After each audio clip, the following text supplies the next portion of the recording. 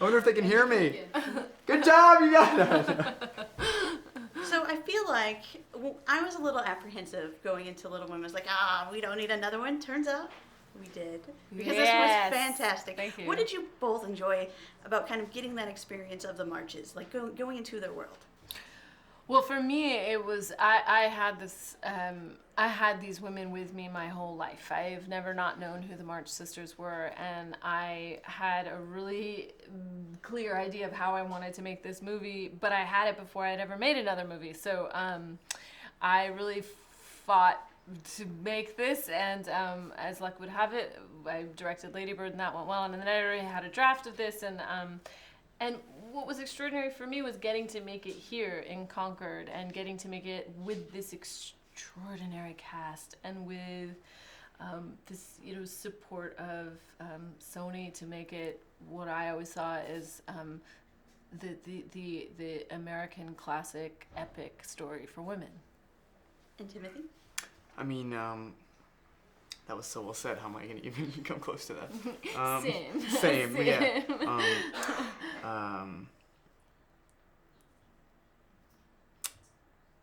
I don't know. Let's talk about you playing Laurie, because I felt like those are big shoes to fill, because you're stepping into a role that, everyone, if you read it, if you watched it before, you fall in love with that character. Mm. So what was it like to kind of take that on?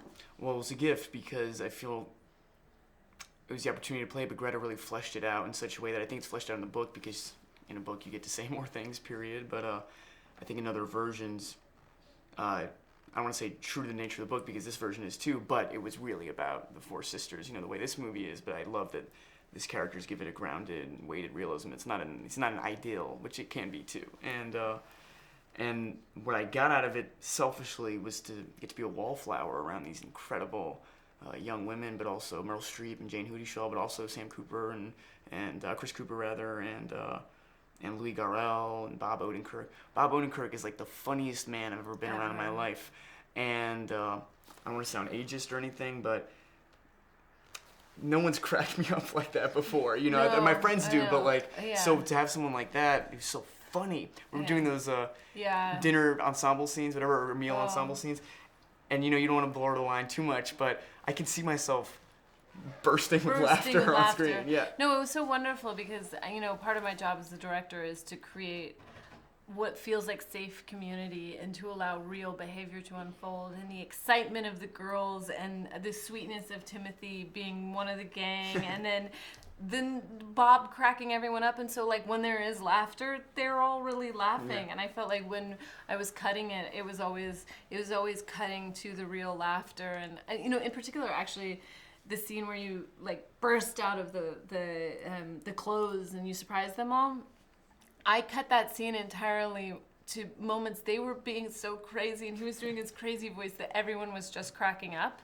And so I kept cutting to the moments where they're actually cracking up, because it was fake laughter looks fake on screen. It just does.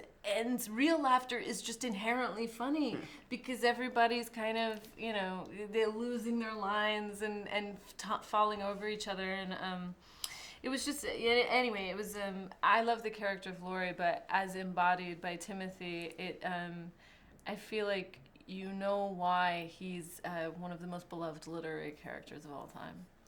If I can add one thing to that, but to the earlier point that energy, because I gave a whack-ass first answer, I gave a non-answer, but that energy. No, I know. Well, I was lost in what you were saying, and then I had nothing to come up with. But that energy, that falling over each other, I was confident in Greta and the material already, not knowing that was going to be a prescription, knowing that Lady Bird was kind of like that, and you wouldn't think that in period. And Greta has this quote that I love, which is in period films, sometimes you forget that they have bodies, they have real bodies, and I know on experience and other things, that comes from well, how did they touch? We don't know, let's not. And that's what's great here, is not at the sacrifice of period, and hopefully not drooping in modernity or something, but it's an energy, it's not about this was a thing in a book, This was a thing in a book once. All right, well, okay, bye.